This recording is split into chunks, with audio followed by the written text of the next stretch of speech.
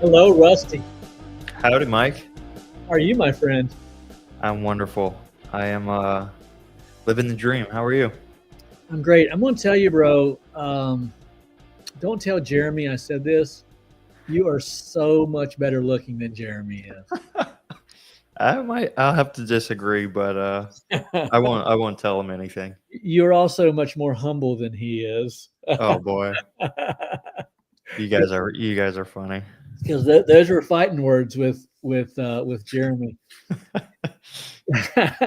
Yeah, hopefully he doesn't watch this live by chance. Well, let's hope he doesn't show up. He's actually on the stage. Or actually in the room. He's just not on the stage yet. So there he is now.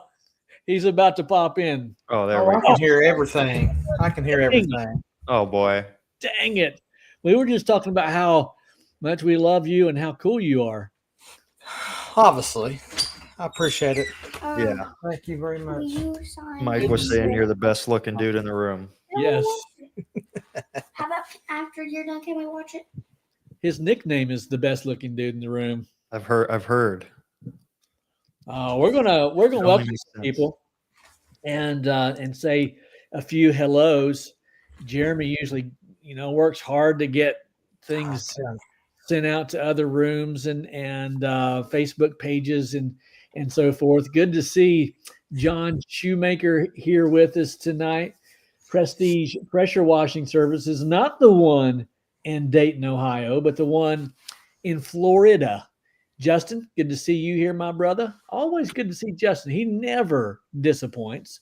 151 Soft Wash, Orlando Pressure Washing Pros, joining just for Rusty.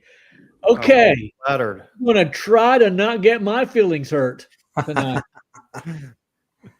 No, we love Rusty. Skyrise Pressure Washing. Hey, my brother Patrick, I hope that you are feeling well. Patrick and his wife Tanya both have the flu. And, No. yeah, so we're praying for them. And then Farmall Eric. Farmall Eric, good to see you. Tommy Bain, my brother. Always good to see Tommy. Keith Pickens, got his hat on backwards and his glasses on his forehead. Elijah Daniels, Clay Smith, Dean Mize. How's your wife doing, Dean? You guys look good together out there in the world. Rookie, lead sprayer, Chris Jones. Man, the numbers just keep rising. Steve, Sexy McFall is in the room. Dean Dirt. I got to meet the Dean Dirt this week from Chicagoland. Dean and I went out to eat, and we had a good time together. And then Ryan, always good to see Ryan. Did you pay? Did you buy dinner? Anyways, what I was saying is, no, I did not. But you know what? Smokey paid for our dinner. Smokey bought my dinner. Mike ain't paid for a dinner in the last couple of years when he goes out anywhere. Is a smart man. That's true. Cheating the system. I always manage to go to the restaurant or the restroom rather when the guy brings the check. Classic trick. He gets the birthday dessert and everything when we go places. It's true. It's true, bro. That's funny. Free appetizers, the whole 9 yards. Everything. Look at this one. This guy knows me well. I almost forgot my wallet. Yeah, It's happened a few times. I must admit. Good to see everyone. We appreciate everybody coming out. We have with us the man, Rusty Nesvig. Is that how you pronounce your last name, Nesvig? Nesvig, correct. You nailed it. Nesvig. And we're glad most of you know who Rusty is. If you are not familiar with Rusty, then you need to get a checkup from the neck up, my friend. Let me tell you. Love Rusty. Been following Rusty and his channel now for several years, I guess, or a long time. I don't know how long. Yeah. I think For a we while. started at the same time, Mike. Yeah, I think we did around the same time. Yeah. You know how there are some people in your life you look back and you're like, I don't remember when we started being friends. You Mhm. know, it's just one of those kind of relationships, and we're glad to have Rusty on. Rusty was my idea, so I'll take the blame if this goes south. Yeah, it's all on you, not Jeremy.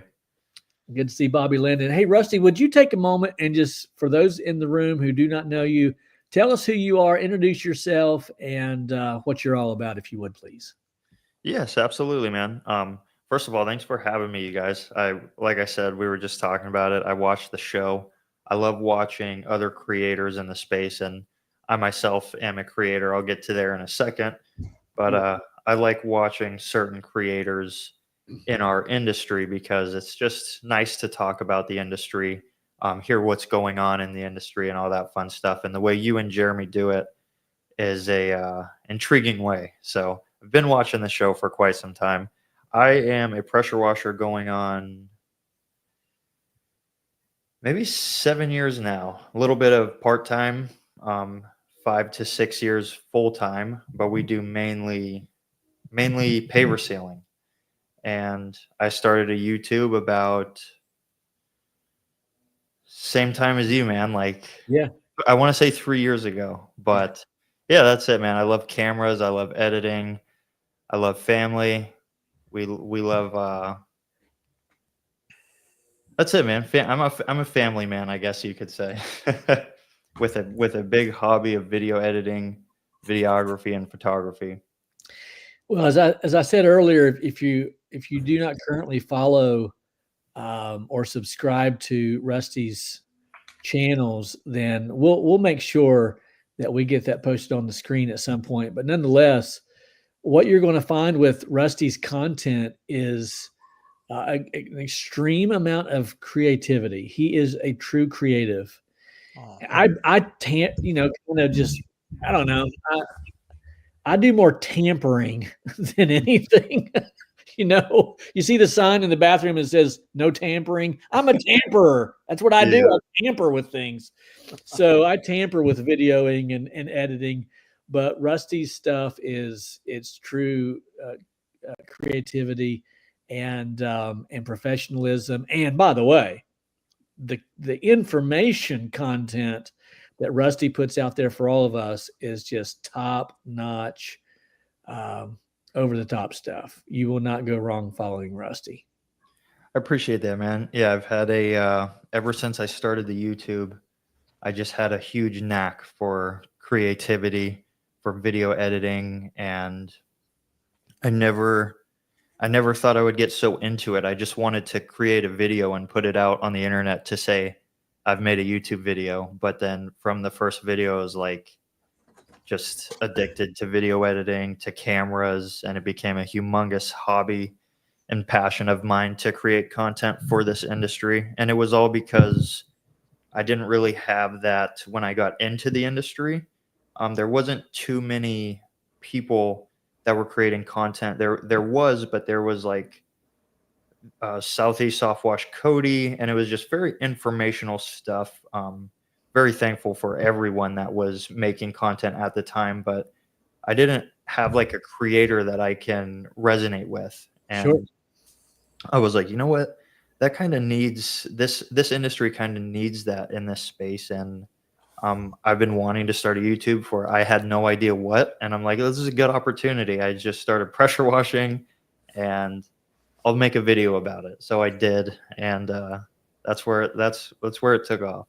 Yeah, it's awesome. How much time would you say that you spend editing your content, making it what it is, suitable by your definition for your subscribers? Too much. Yeah. Right. No, I would say on average, I like to put in. Ideally, I like to spend 2 to 3 hours on one video, and that's me being very streamlined, knowing my softwares at this point. I can create a pretty above average edit, and as in average, I mean production wise, not like views or like virality, nothing like that, but just to my standards, an average edit takes about 2 to 3 hours, which once took me 6 to 7. just like washing, getting efficient. I try to do that with my editing and with my software tools and stuff like that. But yeah, some videos are like very unedited, and I like to like just throw the camera on and like, hey, join me for the day, and I'll cut out little things. And then some, as you know, are like very, very detailed, and the very detailed ones take 2 to 3 hours on average. Yeah, that's nuts. Jeremy, how long does it take you to edit a video? 5 minutes, maybe. That's probably overshooting it. He's like, edit? What's edit? Yeah, I'm raw. So you said you tamper, and Rusty's really savvy. I'm like the caveman, like with a rock. That's it. Like this. I love it. I'm out, man. I'm out. I love And it. it's like you guys are way more.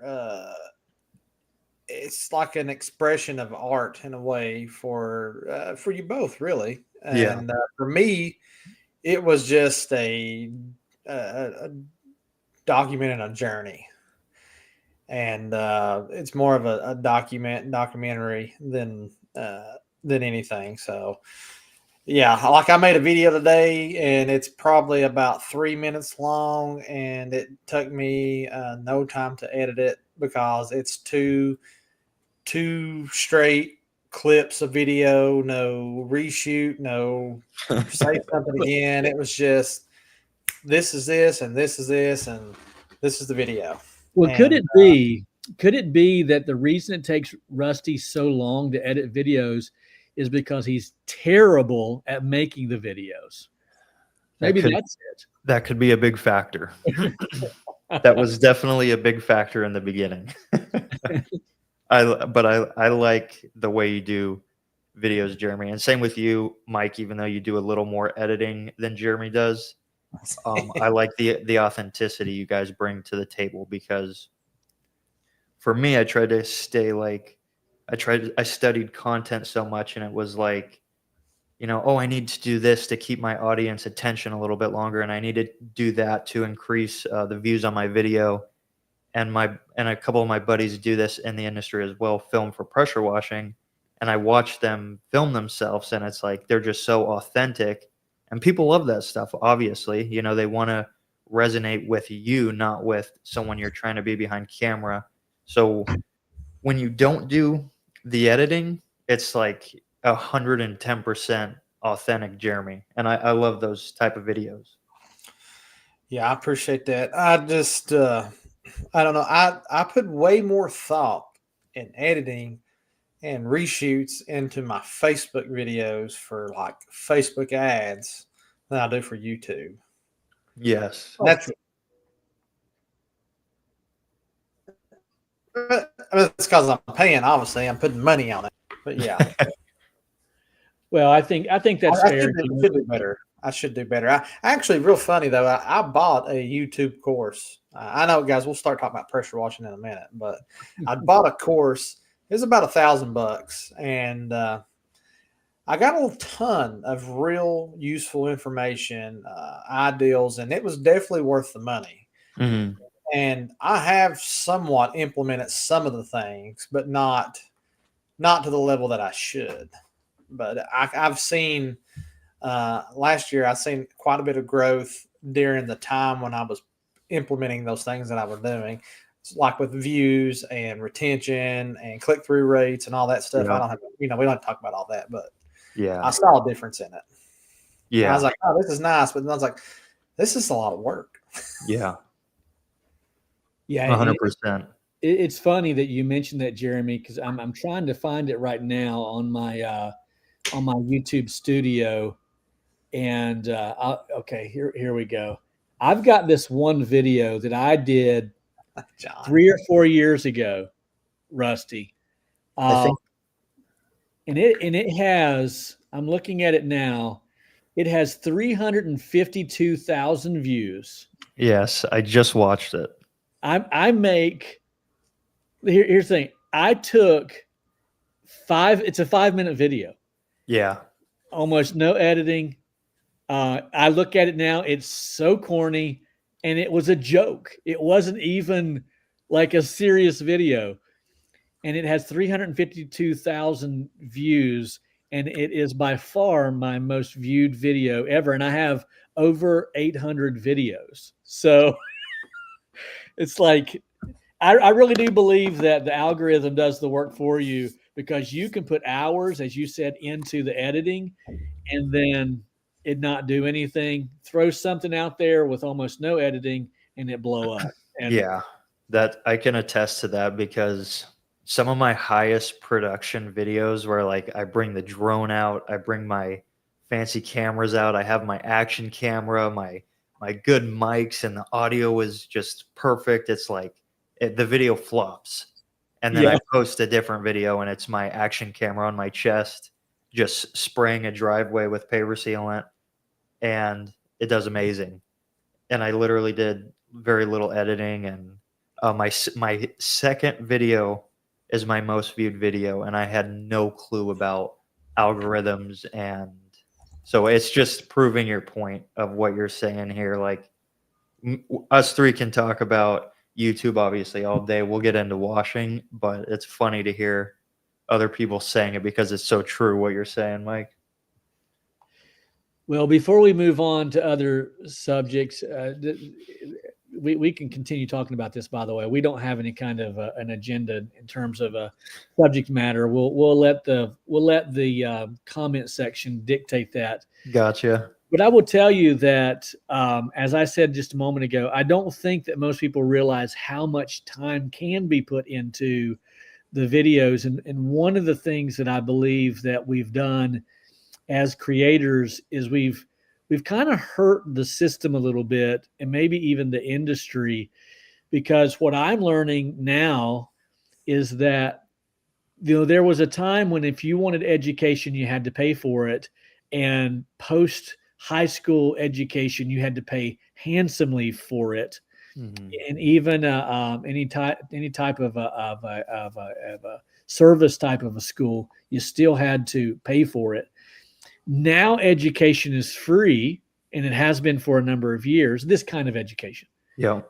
And we now have graduated or been demoted, I don't know what the word is, in that people aren't even wanting to search out the free content. Now they just call the creator. And I can't tell you how many times I'm like, I made 3 videos on downstream injectors. Yeah. I know, I saw them. Do you have 5 minutes? I'm like, oh no. Yeah. I just watched your video on that where you were in the shop talking about that. And it's so true. I was telling my wife we were watching it.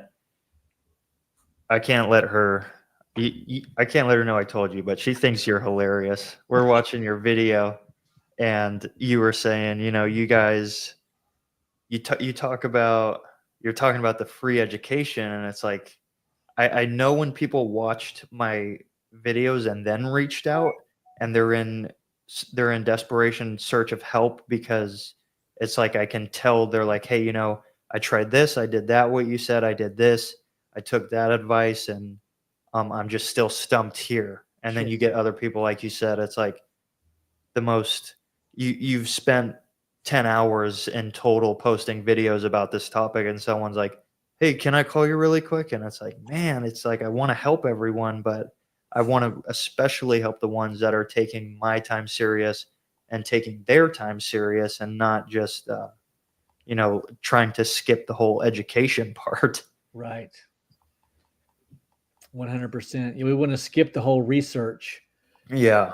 There was a time when mom had to drive you down to the library to write a report, that now you can either Google it or, even better, Chat GPT. Yeah, right. You can find the answers. My goodness.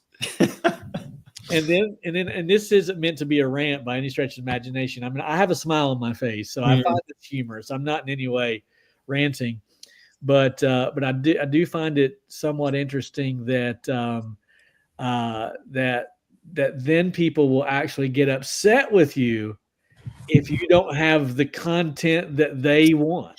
Oh boy. And then I always do this, Rusty. Whenever I get a comment of someone's like, "This is stupid content," or "This is the stupidest video I've ever seen," I click on their emoji to discover that they've never made even one video. They have made zero contribution of any kind Yeah. whatsoever, and yet they want to criticize you for not putting out the content that they want to see. Right? Yeah. Yep. Yep. I'm right there I with mean, you, man. Someone just called me a moron yesterday. Let's talk about that, Jeremy. Yeah. Straight up, he's like, "You're a moron. You didn't clean it. You bleached it." Obviously, I don't think you watched the video because I did what the homeowner asked me to do. You know, the dude. Now listen, I don't really care because it's his house, and he asked. It's a wood barndominium that I did last year, like over a year ago. I've never thought anything about it. And the dude's like, he asked me, he's like, "Hey, just put some bleach on it, clean it. I'm going to seal it." I was like, "Are you sure?" He said, "Yeah." I said, "Okay, man." He said, "That's how we cleaned it last time." He said, "Just do it again." I said, "Okay, if that's what you want, that's what I'm going to do." We did a little section. He said, "Yep, that's fine." I said, "Okay." And homeowner's tickled to death. So this video is, like I said, probably 13, 14 months ago. And he's like, "You're a moron. You bleached it. You didn't even clean it." I'm like, Oh boy. and then like Mike said, I clicked on it. Probably had an account for like 8 years, but never put a video out, never done nothing. And I'm just like, you're the moron because you probably sitting there, you probably don't even pressure wash. You don't even you don't soft wash. Yeah. You're probably sitting in your mom's basement. Well, I can get fired up right now, but I'll be quiet. Guns and Hoses knows us well. He said, "Mike, I bet if a call comes out of your area code, you're letting it go to voicemail." So, okay, let's address this for just a second. The problem today is that people move into our area and they bring with them their area code. So I end up answering every phone call because it could be a potential lead for a pressure washing job, only to discover that it's someone who's wanting just to say, "Hey, I wanted to see what you're up to, man." I'm like, "I'm washing a house," or I'm saving my voicemails for callers who are inquiring about pressure washing needs. So, brother, you know as well. I can't let it go to voicemail anymore because it may actually be a customer. Yeah. That I have that happen, and someone's talking to me, and I'll just like, I gotta go. I'm gonna call. See you. I'll click. Yeah. So I don't mean to be rude, but it's like, hey, this is real business, Yeah. Well, this here isn't fair. Cody says, "I've almost called Jeremy probably 5 times. Was going to ask to pay to talk to him, but I'd never bother you." That's not fair either, brother. Listen, we love you, man. You watch this show incessantly.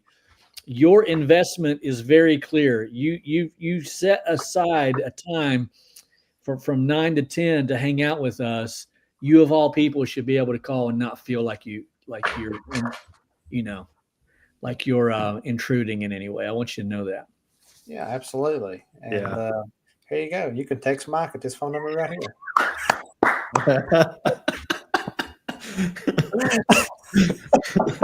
You see this, Jeremy? This is a piece of bubble gum. I'm throwing it at you. Yeah. See, my phone number is nowhere in the banners and the stuff to throw up on the screen.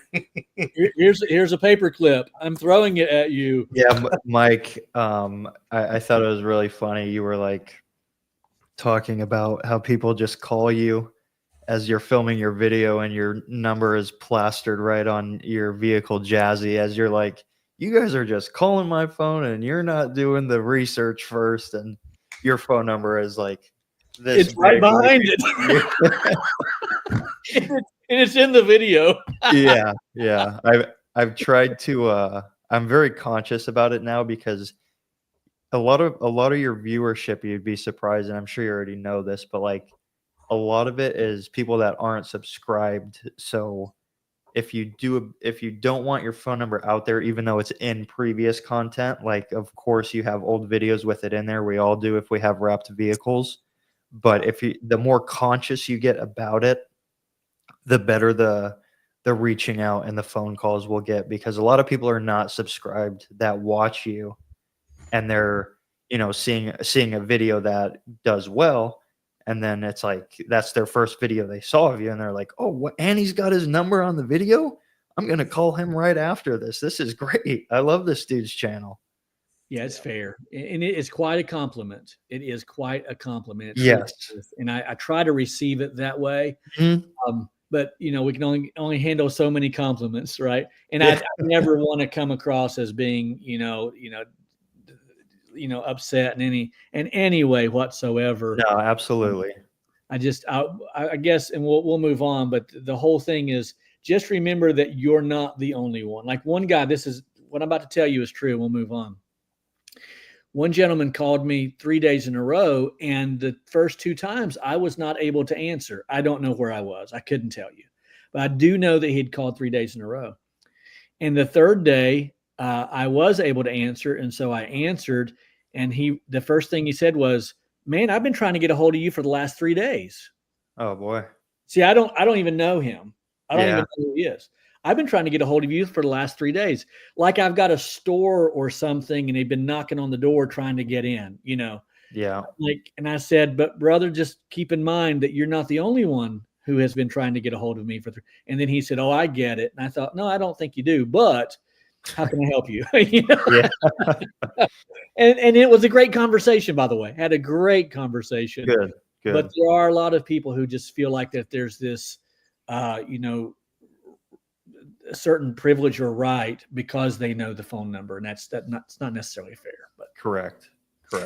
I think I've come to a point where obviously when I started, probably a lot like most people, I use my personal number, and now it's like my personal number is not my personal number anymore. Like I told Mike, like I'd love to change the phone number, but at this point, I just have to get a new personal number.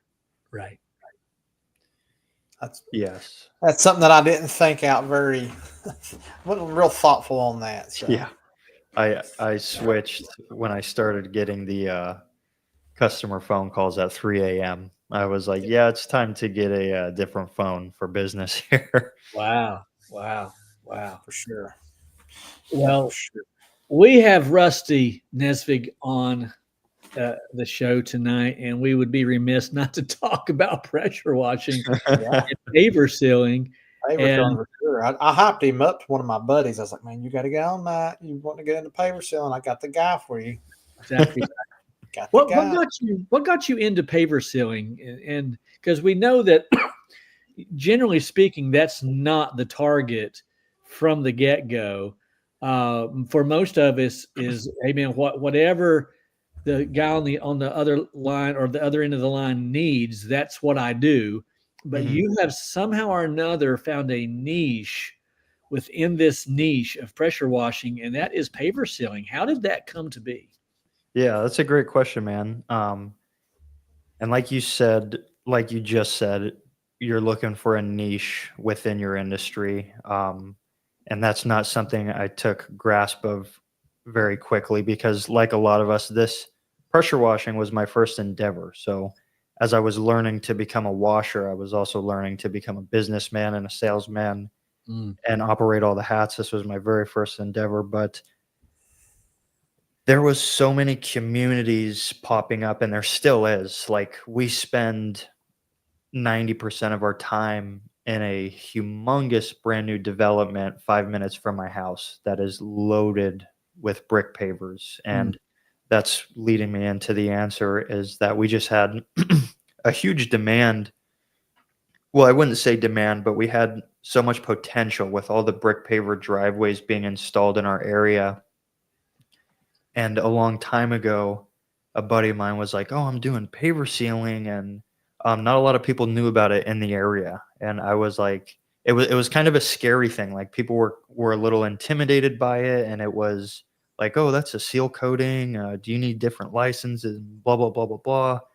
And it just got to the point where I'm like, I'm gonna give it a shot. And just like pressure washing, I had no idea what I was doing in the first place. And I'll just take that approach to paver sealing. Obviously I'm gonna do my research and try not to do my customer a huge disservice, but I was like, we're just gonna jump into it. And then since then, it's we've focused on it definitely, and we've marketed for purely paver sealing at times, but it's also just kind of called out to us at the same time as us chasing it. And it was like, how do we not chase this avenue? Like Mm. a lot of my mentors were saying like, hey, you need to find a you need to find a niche in your industry, and like, whether that's roof washing, house washing. And I just wasn't finding that until paver sealing. And I'm like, I'm gonna make this what we specialize in. Wow. Yeah, that's interesting. Someone commented here, and Scott Terry said he must be from Florida. Someone else said Florida is the home for paver sealers, and Yes. yeah, there's no doubt that there's certainly a market there. And you Mhm. found that to be, what percentage of paver sealing would you say is consumes your calendar for the most part? I would say close to, depending on our marketing, I would say if we're just going to go based off of organic marketing and word of mouth, it would take up about 80%. Wow. Yeah, yeah, it's a crazy.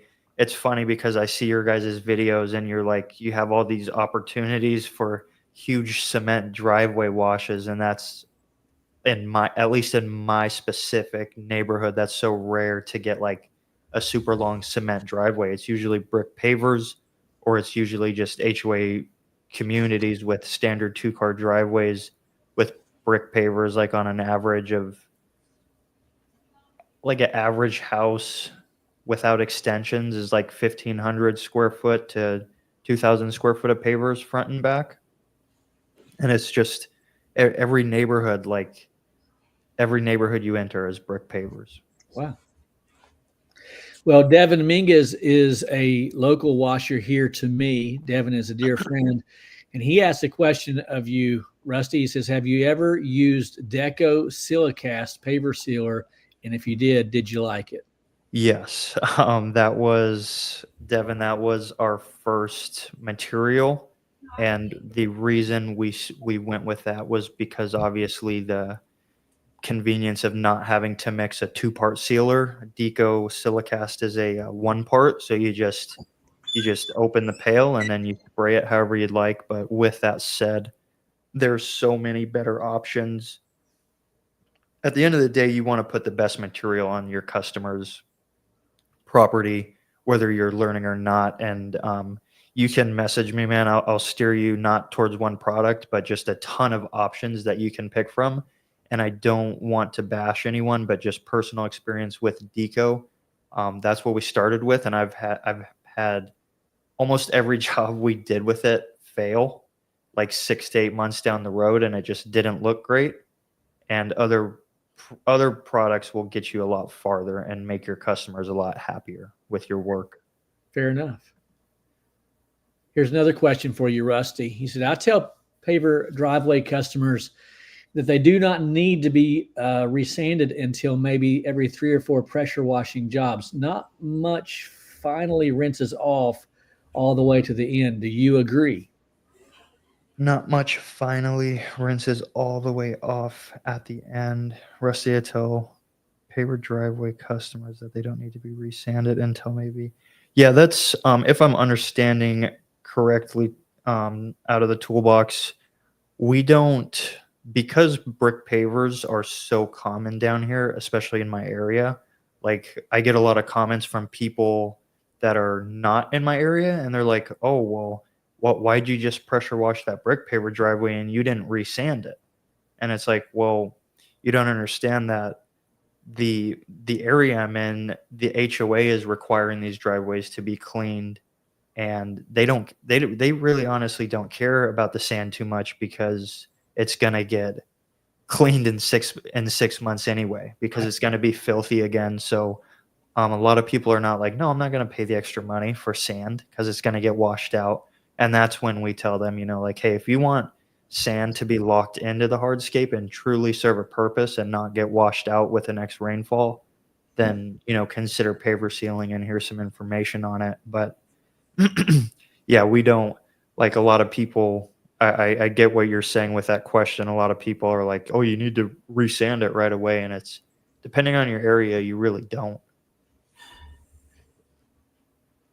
Just this week, myself and several others attended a conference, a convention in the Chicagoland area, and the Trident manufacturer was there. Now, Patrick here was not at the conference, but interestingly enough, he says Trident is what we use. Mm-hmm. And they did an expo there outside of the hotel, and they showed us the process. And it was quite interesting. I've never done sand and seal. I've only done seal, wash and seal. But do you use Trident? Would you recommend Trident? I would I would highly recommend. Excuse me. Just getting over the flu last week as well. I would highly recommend Trident. I've done a training with Mike Kilgore when he was on the field rep. Super good guy. I've dealt with Danielle, who when we were only using Trident would help us like with customer issues. It's a great company. And piggybacking off of the last question about the deco, between Trident, Uraseal, Cobble-Lock, and maybe a couple other like 2-part water-based polyurethane sealers, the top 3 to 4 companies, you can't go wrong, you guys. They're very similar in ingredients. They're very, very similar products. You may, to the applicator eye, you may see small differences, like maybe more color in this sealer, more sheen in that one. But to the customer eye, if you do all your prep work amazing and you do your resanding and sealing amazing, and you put one of these reputable 2-part sealers down, they're going to be in awe. And I highly doubt they're going to say, well, if you went, I wish you would have went with that one because I heard that one does this a little bit better. They're not going to do that. It's going to look amazing if you pick one of these top 3 products. But yeah, Trident being one of them for sure. Great company. Jeremy, do you do a lot of paver sealing or even driveway sealing? No. I've seen someone mention that, but I don't know that I've really ever seen a paver driveway where we're at. There might be, I've seen paver pool areas, a few of those. My neighbor actually has a paver patio, and I've cleaned it twice and sanded it twice, but I've never sealed it. She never wants it sealed. So that's been the only extent that I've ever done with pavers like that. I don't know. I just can't. I guess I just can't price like concrete sealing. I never went on. I don't know. Do you have a lot of pavers around you, Jeremy? No. Not much. No, like our driveways, you're talking about the driveways, like our average size driveway where I'm at is probably 2,000 square feet, 2,500 square feet, concrete. You got some blacktop, a lot of it's concrete. Gotcha. So I love cleaning it. It's great. Yeah. No one ever wants to seal it.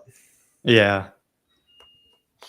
So I wish we cleaned more concrete because brick pavers are just a mess. And it's our niche, but it's so nice just doing regular cement driveways sometimes, just ripping through it with a huge surface cleaner. Like we can't use Mondos and mini Mondos for paver prep because we got to rip up so much gunk, Well, that segues nicely. John says, when trying to not completely disrupt the sand, how much do you dumb down the pressure on your surface cleaner? Where is that?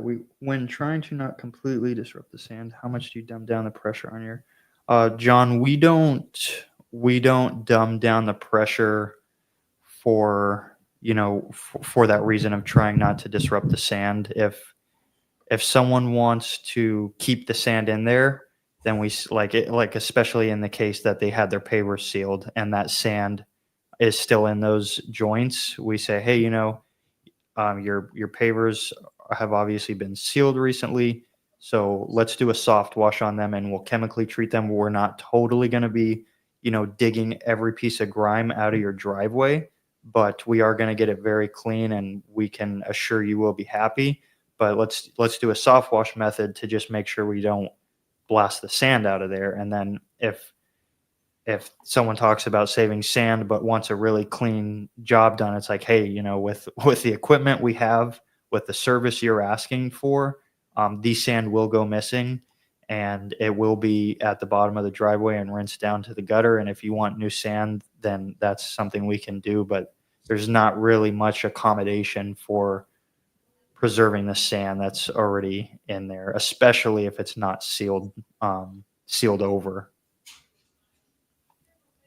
No, that makes sense.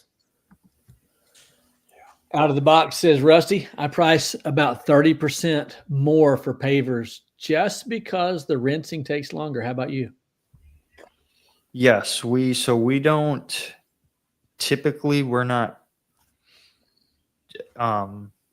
cleaning just pavers. We're doing paver prep, and in our price is included cleaning, resanding, and sealing. Everything is a la carte. So obviously it is much more than just a typical standard driveway wash. But with that said, we don't price too much more on like a regular cement driveway compared to a brick paver driveway, just because it's so like I said, brick pavers are so common out here that it's hard to get away with telling a customer like, hey, we're used to dealing with cement driveways and you got a brick paver driveway. It's just not really a thing where I'm at. It's like, hey, everyone's driveway is almost brick pavers. Okay. So it's a different standard, I guess. Okay. But I have heard of, people like for like you two, it's not nearly as common. If it wasn't something I tackled every day and it was a one-off in the area, I would definitely, raise my prices, because paver prep, whether you're washing or cleaning, sanding, sealing, just dealing with them in general, takes much more time and detail. Fair enough. Jeremy, do you know Derek? Who's Derek? The dude on the screen? No. Derek says, I'm in Kentucky. Was he bragging when he said that? I'm in Kentucky. Yeah, no, I don't know him. I'm in Kentucky. I still stamped an aggregate. Sometimes when you're in these rooms, you just kind of have to ad lib as to how you think that they're saying it. I doubt that that's how he's saying it. Hey, what is it? Go ahead, Jeremy. I'm sorry. No, I was gonna say, we have a lot of stamped, like my driveway.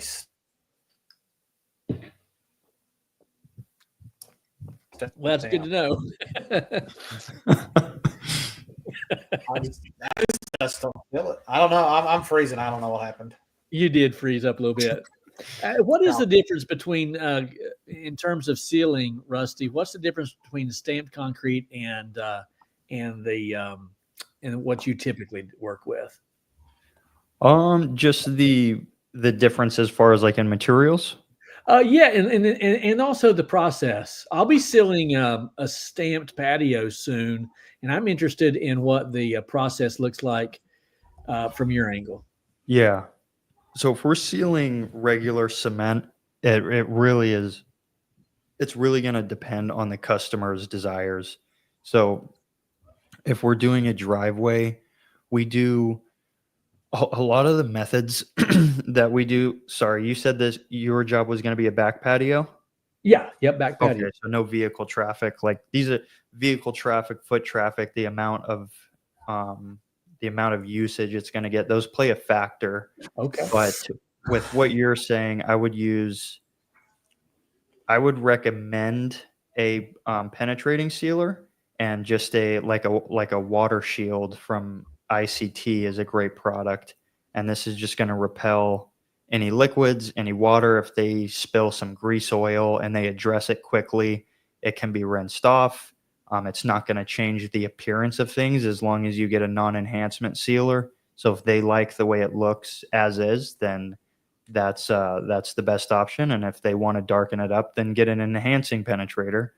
But if it were a driveway per se, and you're going to get a lot of vehicle traffic and you want to reduce those tire marks, then I would go a little bit against the grain, and we would use a topical 2-part sealer. So Wow. we would use, we just did one in Miami actually, and it came out beautiful.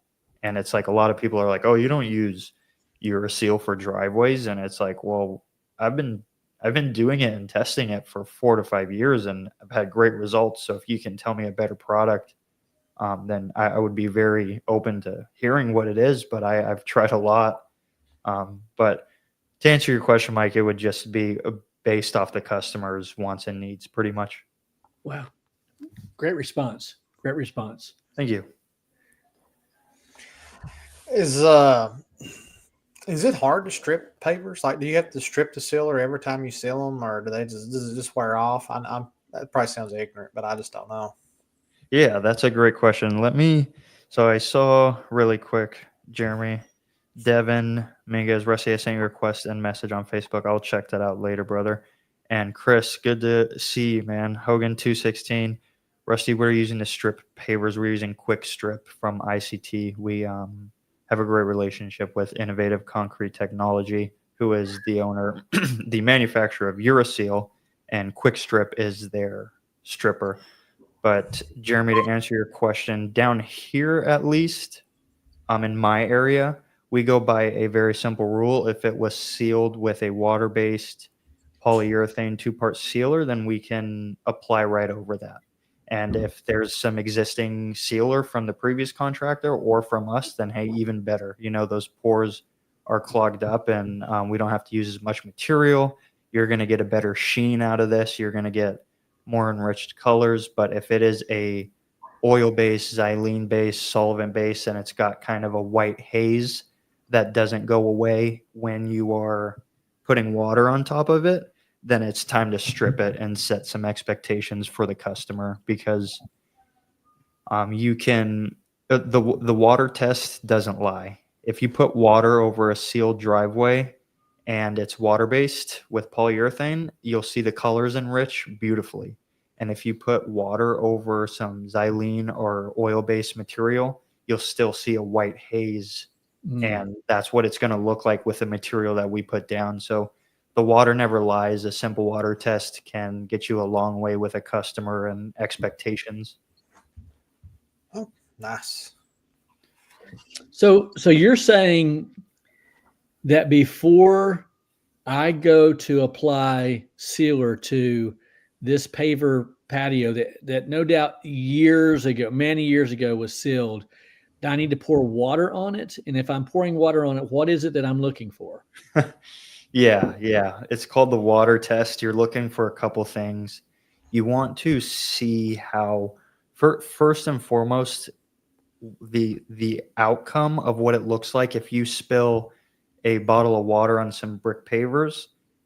That's a very good indicator, whether they've been sealed or not. That's a very good indicator of what your results are going to look like on your job. So what you're looking for, Mike, when you pour the water is, what is it doing to the color? And then secondly, how is the porosity of these pavers? Is this water that I'm dumping on there, is it beating right off and rolling away because it's got 3 thick layers of oil-based material? Or is it soaking into the stone and telling me that my sealant will soak into the hardscape as well? So there's a few factors that you're looking for, and those are the 2 main ones pretty much. Okay. And so if it's soaking in, I'm good to go. If it's not soaking in, perhaps I'm not good to go. Yeah, if it's soaking in, that's a good sign that you're good to go. And then also if it's giving you the color enhancement that you want, because with certain materials, it can soak in because it's worn down quite a bit. but it can be an oil-based material and it can soak in, but you can still see a white haze. Okay. And if that white haze is remaining, then you should consider stripping. Wow. Very interesting. Very interesting. So is it better to use a water base or a solvent base?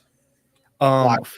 For Florida, for my specific area, we are very limited because we're in a subtropical climate. So we have ground moisture 24/7. Solvent you can get away with if you're very experienced with it. Oil based, xylene based will almost never hold up down here because of all the ground moisture.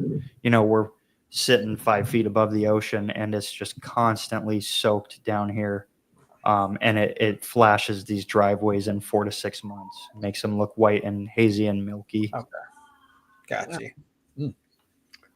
Sounds dangerous. Yeah, it makes me nervous. Yeah, it made us nervous too, and it's a lot to learn. And a lot of homeowners and contractors are like, "Oh, you just clean it and then squirt it," you know, and you got a good paying ticket on your hands. And it's like how many jobs we've repaired from contractors and homeowners, because it's like baking. You can do there's so many steps and it's very simple stuff. But when you mess up one of those steps just a little bit, it can ruin your entire job. Mm. And I'm just going to step out on a limb here and say, you've never had any problems whatsoever, have you? Oh boy, I'm dealing with huge problems all the time, Okay. constantly. We're we'll never be to the point where we've learned everything. And if we did, then the next product comes out and the next technique comes out. You know, we're always trying to upgrade our service for our customers and deliver more than we told them we were going to give them in our paver sealing services. And with that said, we try to get a little too fancy sometimes, and we have some issues on our hands. Yeah. Yeah. What would you say is the most frequent problem that you're going to have? And I realize that you're mainly dealing with your climate, obviously, and that this may not transition to all of us. But generally speaking, if someone's wanting to enter into paver, sand and seal, what would you say that they can expect to be the most frequent problem, the biggest fire, the most typical fire they're going to have to put out? Yeah. Outside of just in general, and not only talking about my areas, but what I've noticed, networking with so many people, the biggest thing is the prep work. So the cleaning, the getting rid of the organic stains. Obviously a lot of us know how to do that. We know how to handle SH and what percentages to use, but then it comes down to tackling your non-organic staining. And do you know how to do that? Do you know how to prep the surface correctly? Do you know how to get rid of rust stains and fertilizer stains and oil stains before you put the sealant down? And then on top of that, sanding the hardscape correctly to the correct height. That's a huge issue that I see a lot of people run into when they ask for help. But yeah, mainly prep work, Mike. Yeah, I can imagine. I can only imagine. I'll be right back, boys. Give me 1 minute. Yeah, you're good. You're good. So I was sorry about that. I was looking down. I just had to get a message from a customer. I might be doing some sealing. Who knows? That's They're opening the pool area tomorrow, and they want a price on doing the pool area, the tile around the pool, pebble concrete, and staining it. Several other things: roof wash, house wash. Do you have time to come out tomorrow? Yeah, I'll make time. I'll make time for this guy. Rusty, can you come out tomorrow? Rusty, get on a flight. Fly into Knoxville or Lexington. I have a semi-horror story from when I first began. I had no idea what I was doing. Still don't. I'm not. I usually I just send out, or I what's the word I'm looking for? I sub out my paver sealing to a local guy here, but I took on a job and I just went to Sherwin-Williams and I got a few gallons of product off the shelf and I washed and went back the next day, started sealing it. It turned white immediately and it never went away. What do you think I had? What was the problem there, Rusty? Sorry, I jumped kind of in halfway through. I'm looking Okay, for yeah. the. I was just saying that early on, many, many years ago, I washed a patio. It was a paver job. And the next day I go back, I'd purchased water-based product right off the shelf from Sherwin-Williams.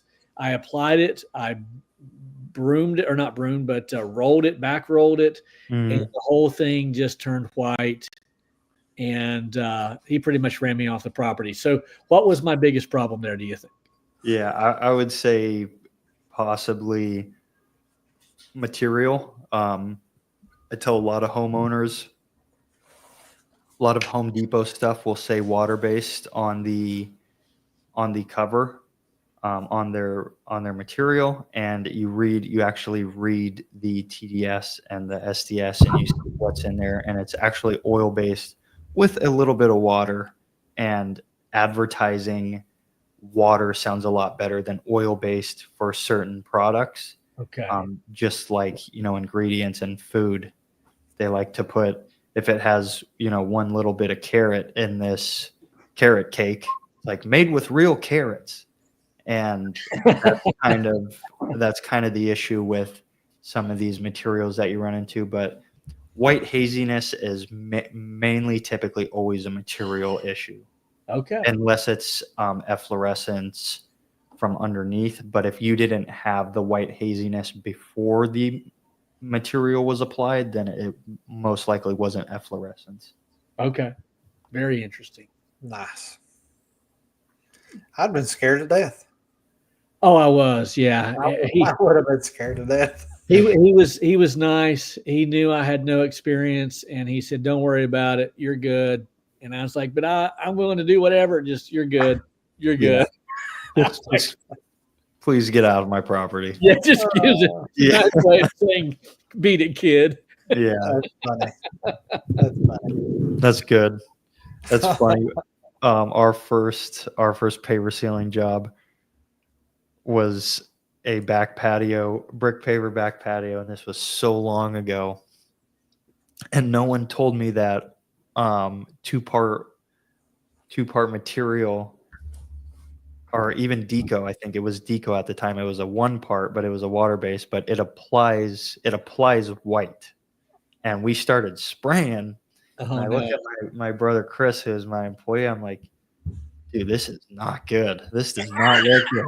This looked like glue on this guy's back patio. exactly. And it was totally fine. This is how the material applies. And it goes away, but we were freaking out, and I'm like diluting it down and back rolling it and trying to get it off the pavers. It was hilarious. So this one product that I use to seal concrete driveways, it goes on purple. And I was applying it on this job, and the homeowner comes out, raises the garage door as I'm putting on this purple sealer, and I think he actually turned purple like a Smurf. Or not a Smurf. What's the purple dinosaur? He just, Barney, man. yeah, Barney. He turned purple, and I looked up and I said, "You did want the purple version, right?" And he's like, "No." I'm like, "It's okay. It's okay. It dries clear." So freaked him out. Oh, my story is always the best. I'm glad we got to have a paver sealing conversation. Yeah, no doubt. No doubt. Yeah. Jeremy, if either of you two run into it next time, try to upsell it and tackle it. It's a very rewarding job. And my neighbor's patio would be ideal. I mean, it's just like fire pit, about 6 chairs around it. It's not big at all. Like it's probably like a 20-foot, I don't know, diameter. I guess Yeah, that's perfect, man. it would And be great to learn on, Yeah. You That's- can reach out. There's so much help. Obviously, you can reach out to me any given time, but there's so much help for paver sealing out there. A lot of good dudes making content about it, but Yeah. I think you guys would love it. It's like I remember I was nervous too starting out, but once I started doing it and like seeing, obviously, there's satisfaction in the transformations that we bring to these properties, and you see it on a brick paver driveway that you completely transform. It's like, wow, this is really awesome. Absolutely. I don't know, Rusty, if you're able to see the comment on the screen, but Hogan says, just test with xylene. If it breaks down, it's solvent based. If it does nothing, it's water based. Is that true? Yes, I was reading this before you pinned it, and I was gonna say what Chris said is excellent advice. This is very true. Okay. I take it you know Chris.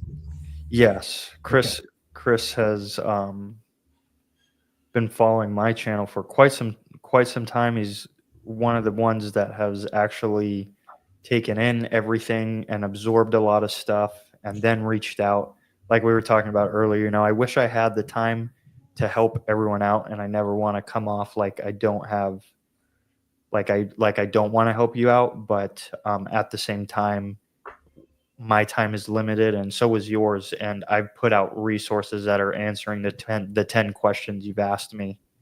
And if you can watch that video first, and then if you still have questions, then I would love to help you, but I've spent tremendous amount of time answering the question you just asked. But anyway, Chris has learned a lot from my channel, and he is growing a very good business in his area. Nice. I love those stories, man. That's awesome. Yeah, it is a good story. Yeah. Josh, you can go back and watch this one. I would encourage you to. In the year now, over a year that we've had the podcast, we've never had long-form discussion on paver sealing. So yeah, this is definitely one to watch. Yeah, Josh, and not to plug my own podcast, but we do on the Clean Money podcast, we talk a lot about paver sealing because it's just in my area. The guys that I bring onto my show are from Florida, and it's a big part of their business. And we talk a lot about marketing, pricing, materials. Everything is going to be on these episodes of our podcast. It's a great show. I should definitely check it out. Real quick, 151 Soft Wash. This is personal for me. He says, Mike, did we have a fresh manna today? No, we did not have a fresh manna. I'll describe that real quickly. For those of you who are in my exclusively fresh channel, then my members, that we do a fresh manna every single morning. I'm about halfway through the day today, and something comes into my mind about what would make a great fresh manna. And then it dawned on me, I did not do a fresh manna today. So 151 Soft Wash, you'll get one tomorrow, no doubt, maybe two to make up for today. Hey, Rusty, real quick question. Patrick Johnson says, where do you purchase your wands and spray tips? Yes, great question. We get everything from Sailfish Spray, Skyrise. They're local to us, but they are also online. They're the ones who build our Maverick spray systems, which is the small 1 gallon pump on top of a bucket lid, and you can plug it right in. You can build your own too, but for a few extra bucks, we love buying these things from Sailfish. Comes with the wand and sprayer tips, the extended wands that we all like, not the little pump sprayer cone nozzles, but they have, I think we run 65 tens or 80 tens on all of our ceiling projects. Nice. Which is, to anyone that doesn't know, is just a 65 or 80 degree pattern, so very wide, and then the orifice size is always 10 for our 1 GPM pumps. Blake asked a question. He says, I'm doing a wedding venue, lots of concrete tomorrow. He said they want it sealed for drink spills, food spills, etc. Regular concrete. Any product recommendations? He said we use Seal and Lock on a lot of our projects. Doing wedding venue concrete.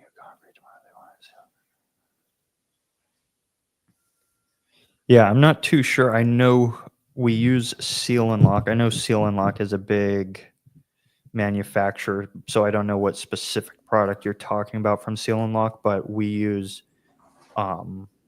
Water Shield from ICT with the Stain Guard. So there's Water Shield, and then there's Water Shield Stain Guard.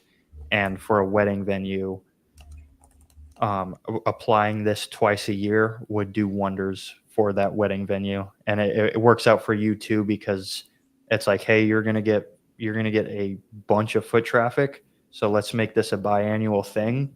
We'll charge you cheaper the second time around, but if you want, wine spills, liquids to rinse right off at any given moment throughout the year, then I would use Water Shield with Stain Guard. Very nice. Very nice. Thank you, Blake. Great question.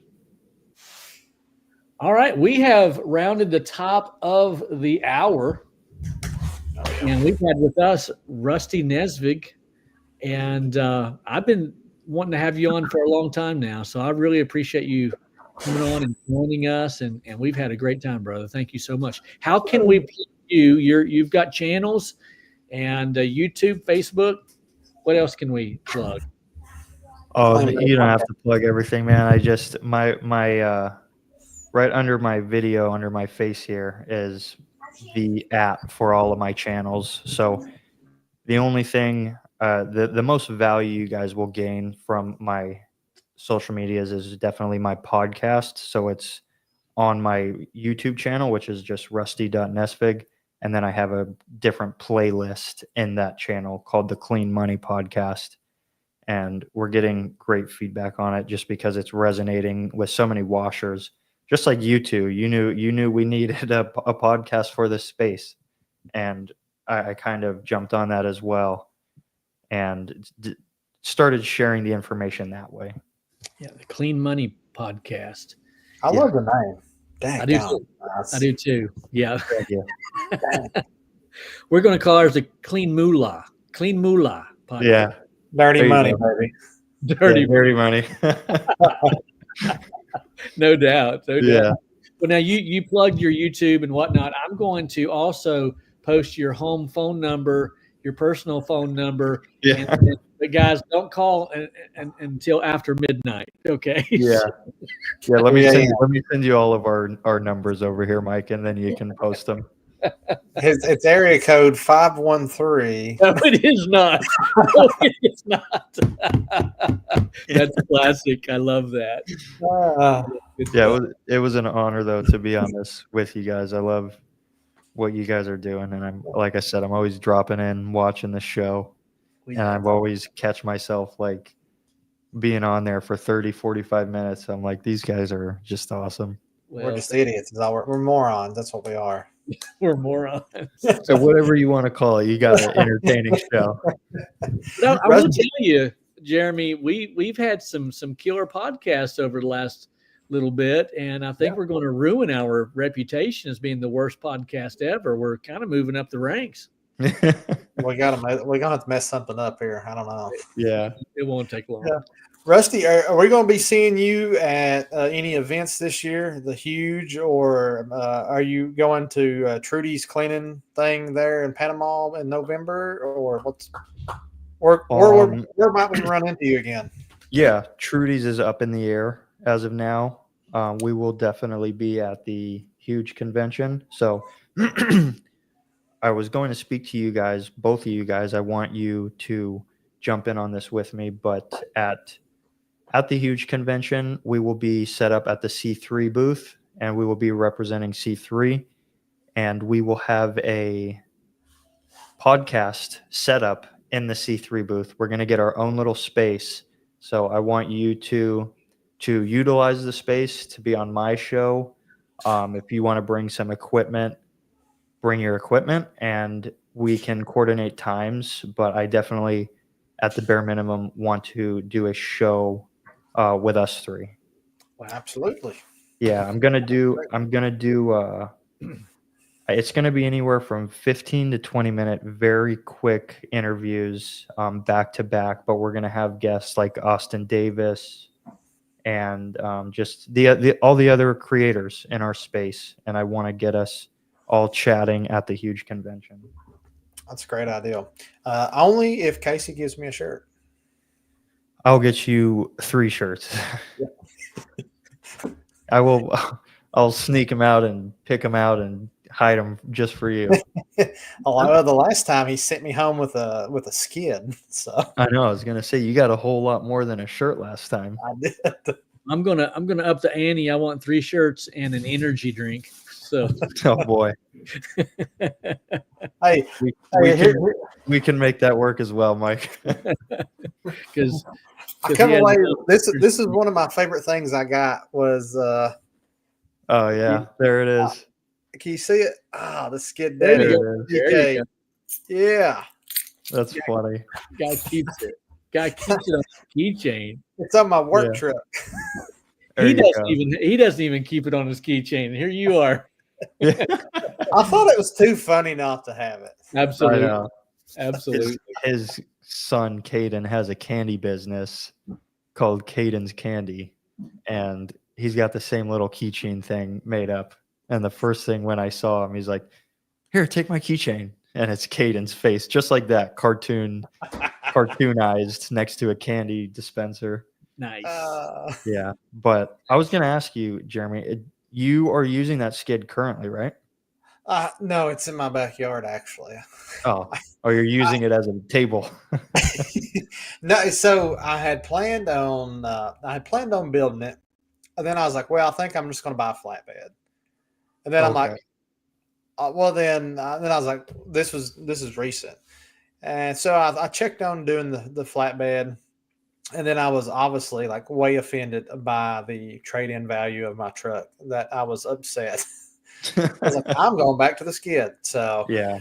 yeah, I've actually got a parts list of things I've got to order, and I'm going to start building it. I'll keep in touch with you because I think we're doing a skid as our second vehicle, and I don't know too many people personally with skids, and Yeah. we've always done open trailers. So I'll see how life is for you after you run a skid, because I just hear about storage space is why I was asking you. Like everyone complains about storage space. Well, if you watch, and I'm sure you're probably familiar with Tim Curry, Expert Power Wash out of Oregon. Mhm. To me, Tim's skid setups are second to none as far as the layout. It's so Okay. clean. It's so clean, and there's so much space in the actual bed part of it. What's his channel? Expert Power Wash? Yeah. Okay.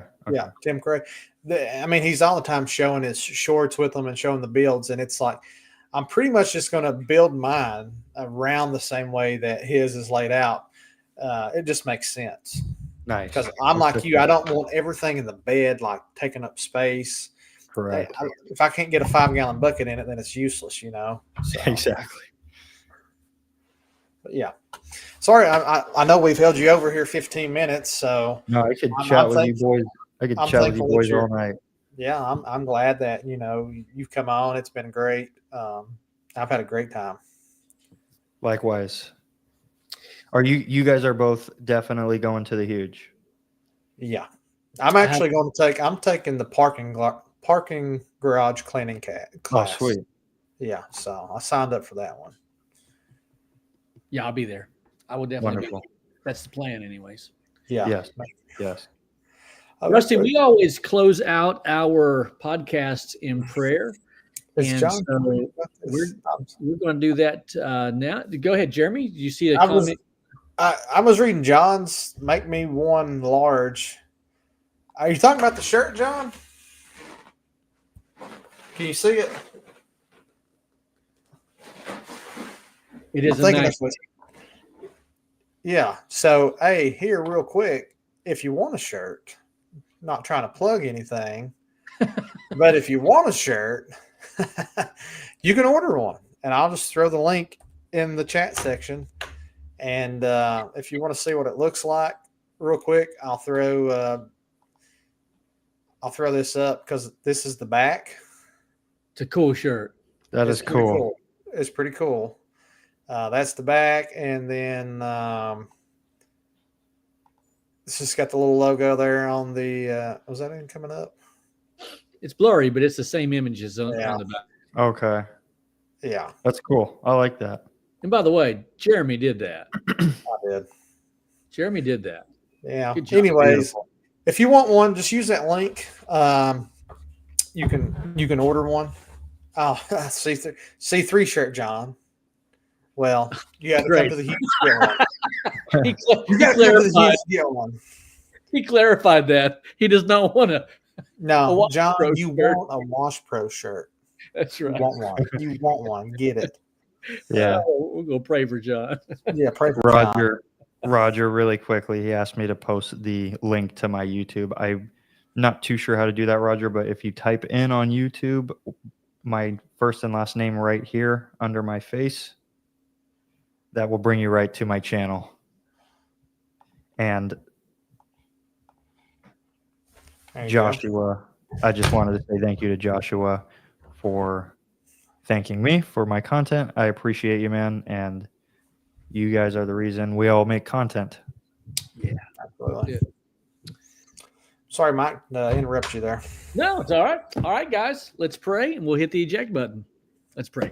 Father, it is in the name of Jesus that we come to you this evening and every evening that we have podcasts praying and thanking you for your grace and your mercy. You've gotten us through another week, and we expect nothing less of our great God who is all sufficient. Your grace is no doubt sufficient for us. And we ask, Lord, your blessings over Rusty, his family, his beautiful family. Lord, bless his family, his business, and every person that he comes in contact with. We pray, Lord, that you would increase his business as he continues to seek growth. Lord, would you pour it upon him, not only in a minimal way, but in abundance. May he see his business grow. And all those in the comment section over here, all those who joined us tonight, great many people came out.